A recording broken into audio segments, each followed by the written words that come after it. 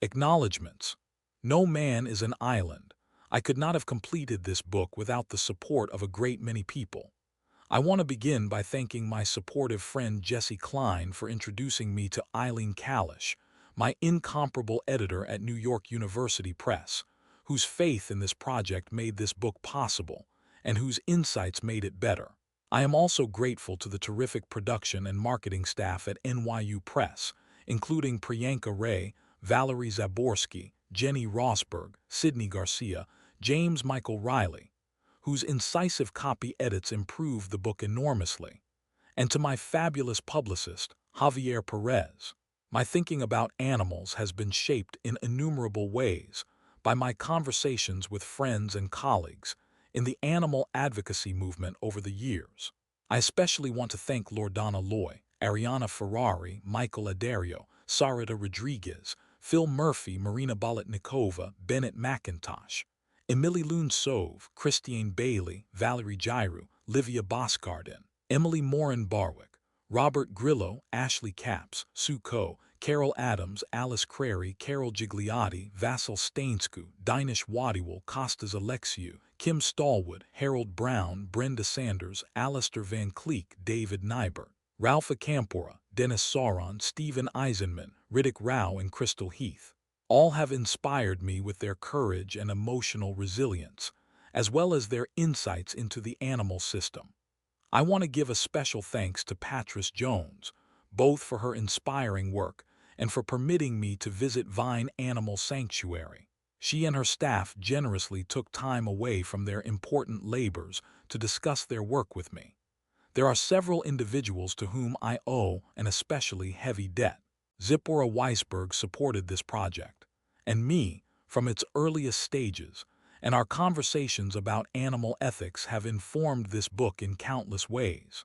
It was Zipporah's coaching, too, that helped me through the hardest part of the writing.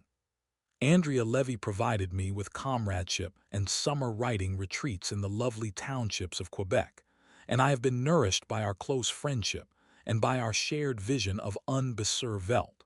Robert C. Jones helped me sharpen my philosophical positions, and I am deeply grateful for his unflagging personal support and love in difficult times.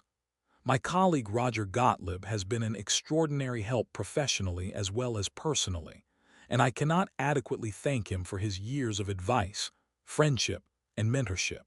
I am grateful to Matt Goodman, the best writer in New York City, for his love and his encouragement of my writing.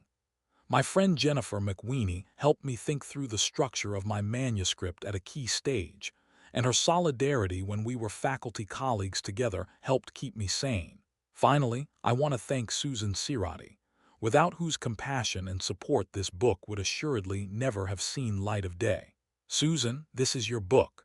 Among the careful readers whose feedback proved indispensable to me in writing this book, I especially want to thank Lindgren Johnson, whose brilliant editorial guidance improved this book beyond measure, as well as Ike Balbus, Troy Vettes, Holger Drosler, and Joel Bratton, all of whom improved this work with their close readings and feedback.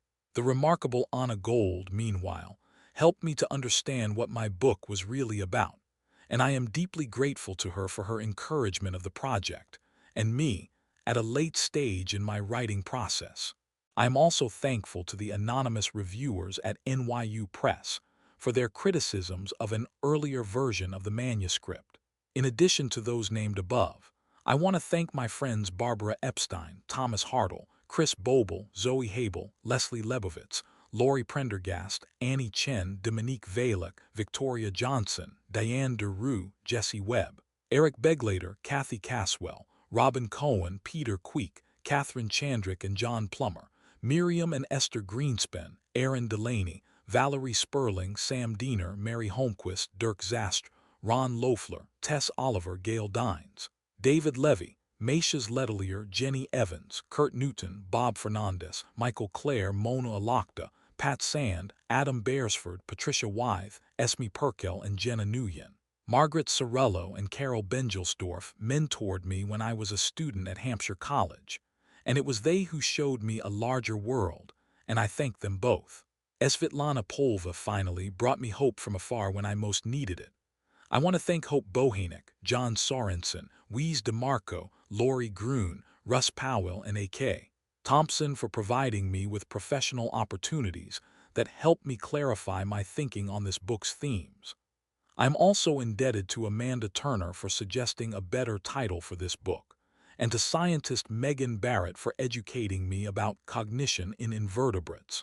Among the many faculty and staff at Worcester Polytechnic Institute who have supported me over the years, I especially want to thank Margaret Brodmerkel, Mary Cotnoir, Pam Pascalis, Jim Cocola, Dan Dimassa, Tanya Domingo, Michelle Ephraim, Glenn Gaudette, Corinne Hassett, Artie and Ryan Madden, V.